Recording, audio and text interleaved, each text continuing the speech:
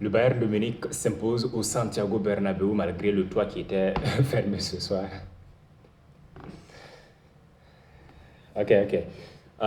Plus sérieusement, le Real Madrid s'incline au Bayern et c'était à domicile.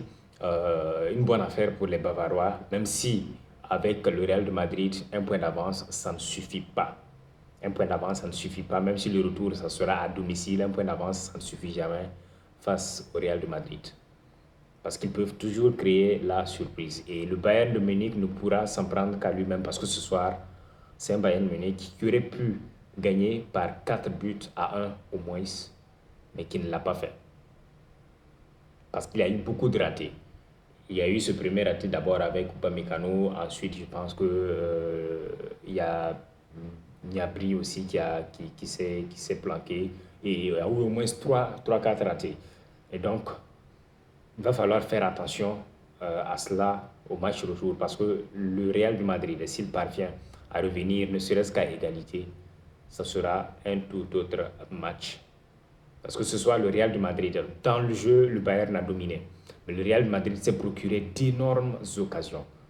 Mais Mbappé, notamment, s'est heurté à un Emmanuel Neuer des grandes soirées.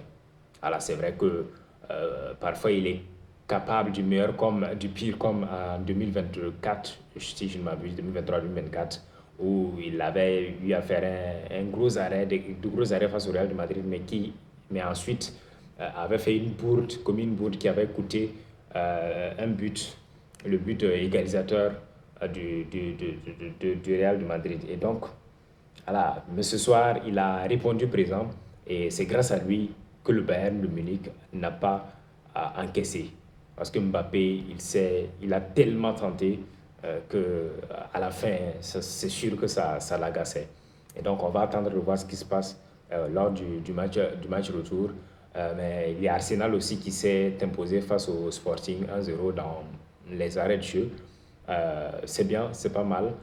C'est vrai qu'il y a eu beaucoup de blessures entre-temps, mais c'était l'équipe que beaucoup voyaient en début de saison remporter, aller très loin dans cette Ligue des Champions. Elle est toujours sur la bonne voie. Et le retour, ça sera à domicile si je ne m'abuse. Donc, voilà, c'est tout bénef. Et demain, on aura le choc, un des chocs aussi attendus de ces quarts de finale entre le FC Barcelone et l'Atlético de Madrid. Ils ont joué la semaine passée en championnat et le FC Barcelone s'est imposé par un score de 2 buts à 1. Mais, le FC Barcelone s'est beaucoup mis en danger et on va attendre de voir ce qui se passe demain. On va attendre de voir comment est-ce que Flick va réagir parce qu'il y a quand même des blessés et des blessés importants au sein de cette équipe Blaugrana. Et voilà, l'Atlético de Madrid a fait reposer ses cadres. Diego Simeone a fait reposer ses cadres lors de ce match. Lookman qui était sur le banc, Alvarez également.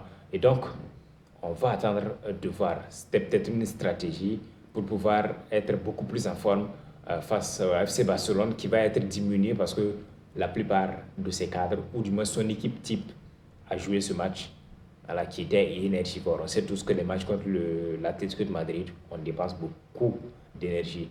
Et donc, demain, ça va être un match, un tout autre match. Le FC Barcelone qui défensivement ne résiste pas beaucoup, va devoir faire face à l'Atlético de Madrid qui va titulariser certainement à tous ces joueurs, Ademola Lookman, Alvarez, Griezmann et j'en passe. Et alors que devant, on a un FC Barcelone qui n'est pas aussi efficace que cela, surtout en l'absence de Rafinha. C'est un FC Barcelone qui rate beaucoup d'occasions, surtout avec Ferran Torres, Lewandowski aussi qui n'est pas aussi décisif qu'il en a l'habitude. Mais on va attendre de voir comment ça se passe tout ça. Et voilà, rendez-vous demain.